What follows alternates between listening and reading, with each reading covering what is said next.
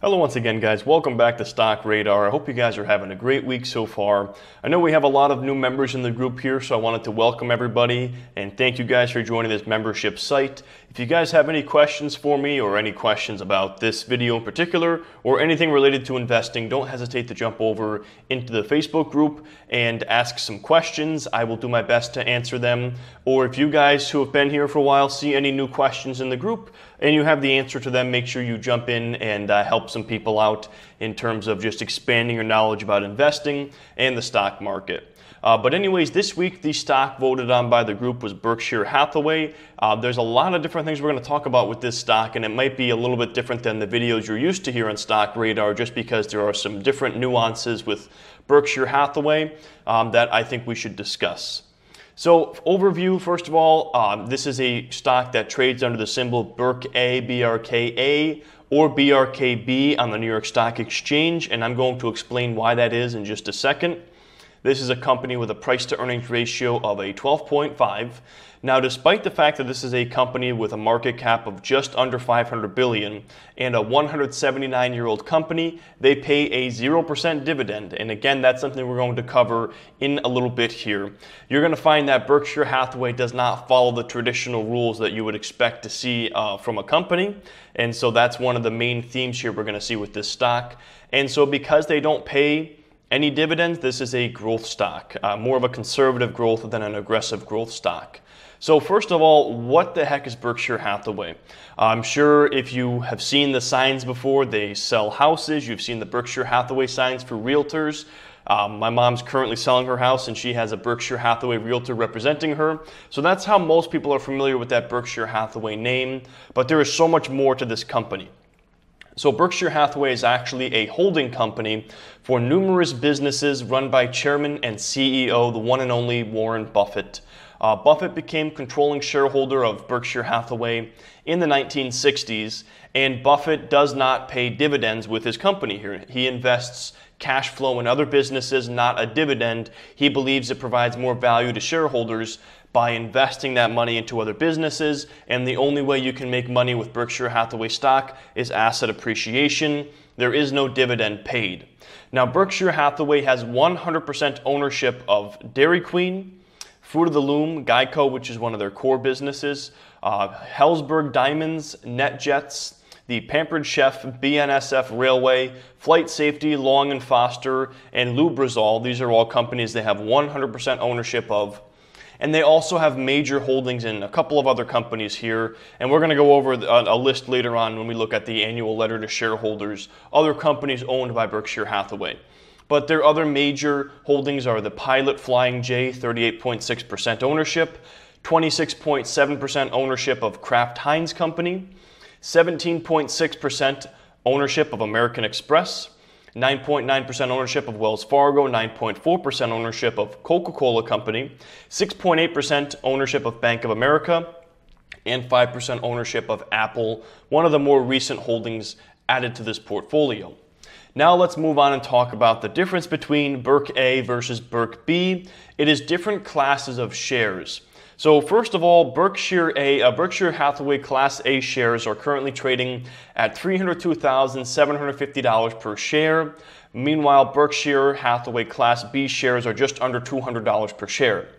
So Class A shares have a share price of over $300,000, and this is obviously out of reach for most retail investors. I don't know about you guys, but I do not have $300,000 sitting around to invest in one share of Berkshire Hathaway Class A shares. So Class B shares were introduced in the 1990s to allow retail investors to get in on Berkshire Hathaway stock. Traditionally, the only way people were able to invest in Berkshire Class A was by investing in a mutual fund, for example, that was buying shares of Class A. So people were pooling their money together in order to get exposure to the stock. So they made the decision, okay, we need to make this share price more accessible for the average investor. So Class A shares will never be split under Warren Buffett's watch anyway, because Buffett believes this attracts like-minded investors, so he has never split shares of Class A, and he never plans on doing that. Class B shares will be split, and they have been split in the past. So the Class A shares are meant for the larger investors, and Class B shares are more for the retail investors. That's the difference between these two shares.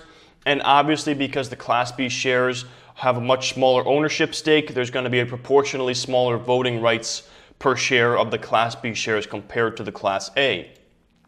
So moving on now, let's go ahead and talk about some pros of investing in Berkshire Hathaway stock.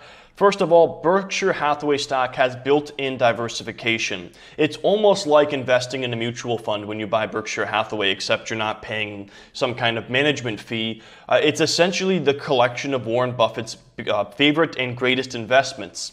Berkshire Hathaway is a diverse collection of businesses and stock investments, and this is going to limit exposure to any one area. So that whole idea of having all of your eggs in one basket, this is the opposite. You have many different eggs across many different baskets here with Berkshire Hathaway stock. And Buffett tends to invest in the leaders of the industry. Look at companies like Apple, for example, definitely an industry leader. Investing in Coca-Cola, the leader of the beverage industry. So he invests in the industry leaders.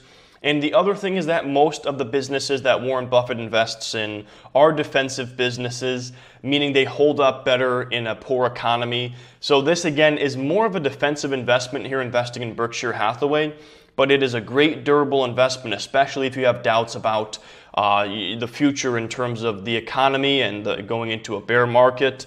This is going to be an investment that is more durable in a bear market because it is more defensive in nature.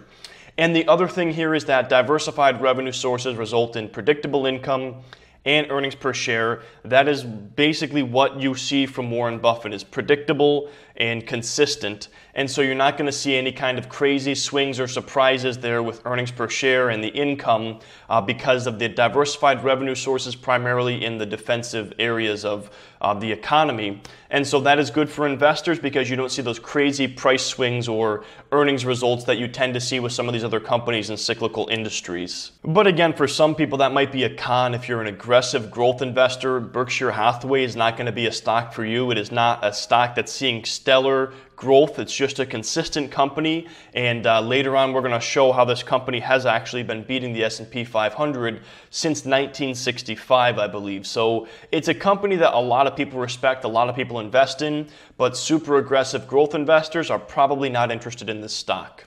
Another pro, again, like I had just mentioned, is that Berkshire Hathaway has beat the S&P 500 overall since 1965. However, one of the most important things to note here is that Buffett warns that this will likely not continue as Berkshire Hathaway has become so large. The larger a company becomes, the harder it is for them to sustain that growth and the growth of the share price. So Berkshire Hathaway's compounded annual gain from 1965 to 2017 has been 20.9%, which is absolutely phenomenal. The S&P 500's compounded annual gain in that same period with dividends has been 9.9%.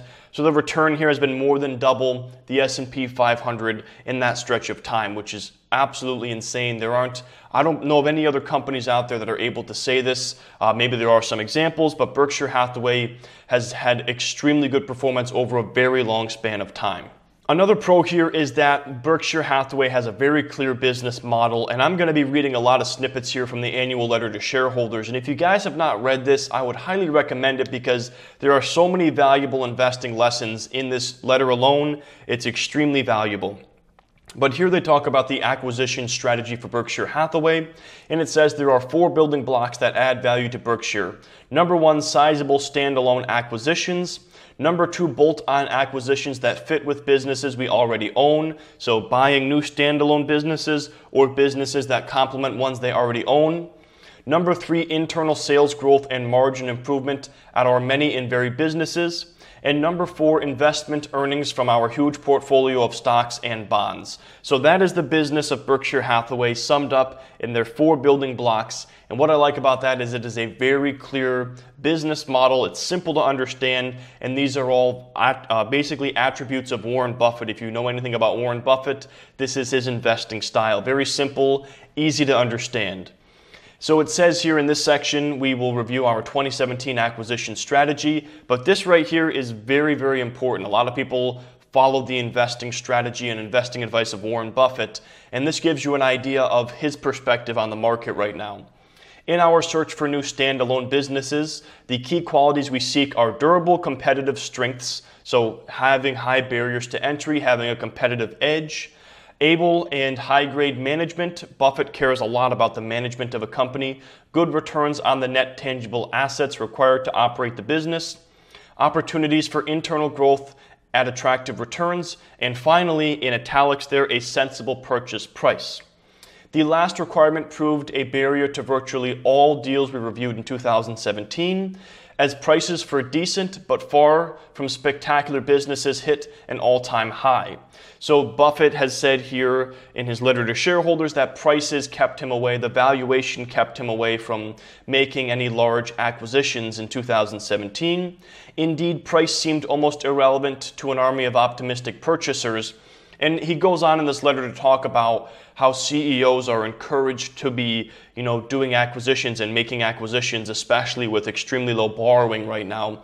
Being able to borrow money at record low prices has encouraged corporate buying and acquisitions, and this has overall inflated the price of the entire market.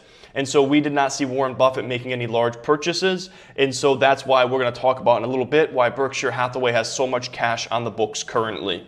And this right here is the largest stakes that Berkshire Hathaway has. We discussed a lot of them earlier, but as you can see, American Express Company, Apple, Bank of America, the Bank of New York Mellon Corporation, BYD, Charter Communications, Coca-Cola, Delta Airlines, General Motors, Goldman Sachs, Moody's Corporations, Phillips 66, Southwest Airlines, U.S. Bancorp, Wells Fargo, and more. So as an investor in Berkshire Hathaway stock, you're getting a little piece of all of these different companies. And then this right here was something else I wanted to include in this video. It's a very valuable lesson when it comes to investing. And this is where Warren Buffett talks about the crazy price fluctuations they've seen with Berkshire Hathaway stock alone and the fear or the danger of investing and buying stocks on margin. So it says Berkshire itself provides some vivid examples of how price randomness in the short term can obscure long-term growth and value. For the last 53 years, the company has built value by reinvesting its earnings and letting compound interest work its magic. Year by year, we have moved forward, yet Berkshire shares have suffered 4 truly major dips. And here are the details. So from March 1973 to January of 1975, Berkshire Hathaway stock declined 59.1%.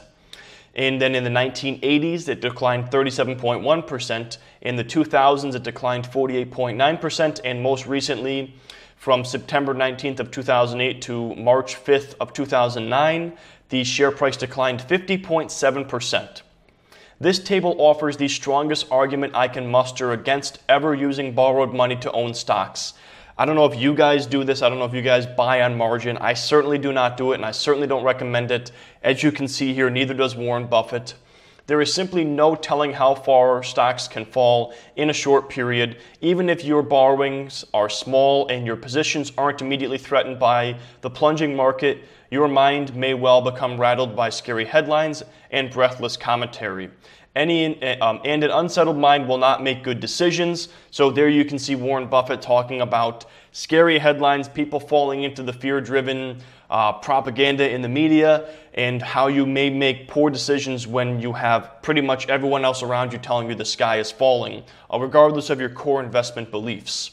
In the next 53 years, our shares and others will experience declines resembling those in the table. No one can tell you when these will happen. So again, he talks about how nobody can tell when a crash is going to happen. There's so many valuable lessons here in this letter. The light can go on at any time, or the light can at any time go from green to red without passing yellow. Again, indicating you're not always going to have warning signs of the market slowing down or retracting. When major declines occur, however, they offer extraordinary opportunities to those who are not handicapped by debt. And this could apply to companies out there. This could also apply to individual retail investors like ourselves. If you're not crippled by debt, if you're not overextended in the market, you can take advantage of some of these huge opportunities provided by these crashes. That's the time to heed these lines from Kipling's If. If you can keep your head when all about you are losing theirs, if you can wait and not be tired by waiting, if you can think and not make thoughts your aim, if you can trust yourself when all men doubt you, yours is the earth and everything that's in it. So many valuable lessons here in this letter. I wanted to share these with you guys. It's a mix of kind of a stock analysis and also a stock market education video here. So I just think there's so much in this letter. You guys should read this entire thing if you do have the time. Moving on here, this was something else interesting. Warren Buffett has had a bet for the last 10 years in terms of the S&P 500 beating actively managed mutual funds. The bet is over and has delivered an unforeseen investment lesson. Last year at the 90% mark, I gave you a detailed report on a 10-year bet I had made on December 19th, 2007. The full discussion from last year's annual report is reprinted on pages 24 to 26 if you guys want to read that. Now I have the final tally, and in several respects, it's an eye-opener. I made the bet for two reasons. Number one, to leverage my outlay of $318,250 into a disproportionately larger sum that, if things turned out as I expected, would be distributed in early 2018 to Girls Inc. of Omaha, and to publicize my conviction that my pick of virtually cost-free investment in an unmanaged S&P 500 index fund would, over time, deliver better results than those achieved by most investment professionals, however well regarded and incentivized those helpers may be. So he's going to be donating that money to a charity, and he was just simply showing that investing in the S&P 500, an index fund, will outperform actively managed mutual funds. There were 5 different mutual funds, and these people were reallocating that money over these 10 years. They were making thousands of transactions a year, and he did not disclose which funds these were, but you can read more about this. And as you can see here, none of these actively managed mutual funds beat the return of the S&P 500. The average annual gain of Fund A was a 2%. The average annual gain of Fund B was a 3.6%. The average annual gain of Fund C was 6.5%. Fund D was 0.3%. Imagine that. 0.3% average annual gain, 2.4% from Fund E, and 8.5% from the S&P 500 index fund. So if you're looking for a case as to why people buy index funds, this right here is a shining example of it. Okay, moving on now, let's talk about what is a pro for some and a con for others, and that is that there is a massive cash pile right now. Berkshire Hathaway sitting on a massive amount of cash. People who are happy about this see this as a massive cash pile to be deployed on different investments and acquisitions, and then people who are not happy with this see this as undeployed cash earning little or no return, being deteriorated by inflation. In this section here, Buffett goes into detail about why they have such a large cash pile. Berkshire's goal is to substantially increase the earnings of its non-insurance group. For that to happen, we will need to make one or more huge acquisitions. We certainly have the resources to do so. At year-end, Berkshire held $116 billion in cash and U.S. Treasury bills whose average maturity was 88 days, up from $86.4 billion at year-end 2016. So they're sitting on over $100 billion in cash as of the end of 2017. This extraordinary liquidity earns only a pittance. So again, not a crazy rate of return there. You're going to earn what you would normally earn maybe in a savings account, or maybe they're investing in some kind of short-term investment with their cash, but they're not going to be earning much of a return there. And is far beyond the level Charlie and I wish Berkshire to have. Our smiles will broaden when we have redeployed Berkshire's excess funds into more productive assets. So they're certainly not boasting about having such a large cash pile. They're actually not happy about it. They just don't believe there is anywhere that they should be investing their cash at this point in time. Moving on here, let's talk about the cons of investing in Berkshire Hathaway. There are not too many of them. There are primarily 2 that I can think of here. Number 1, Buffett has stated that the past returns will not continue on, as Berkshire Hathaway has already become so large, and the larger a company becomes, the harder it is for them to grow at a faster or even sustain the rate they are growing. And second of all, Warren Buffett is 87 years old, and so for people to say, oh, I want to follow Buffett's investing strategy, well, Buffett's a long-term investor. If you're just getting into the stock market now, Buffett is going to pass away at some point in time. And what is your strategy going to be when he passes away? And there's a lot of people out there that solely invest in what Warren Buffett buys. If Buffett goes out there and buys Apple, they buy Apple stock. If he buys this other stock, they buy that stock. And if that is your strategy, just mirroring somebody else, you're going to have to figure out what you're going to do when he does inevitably pass on.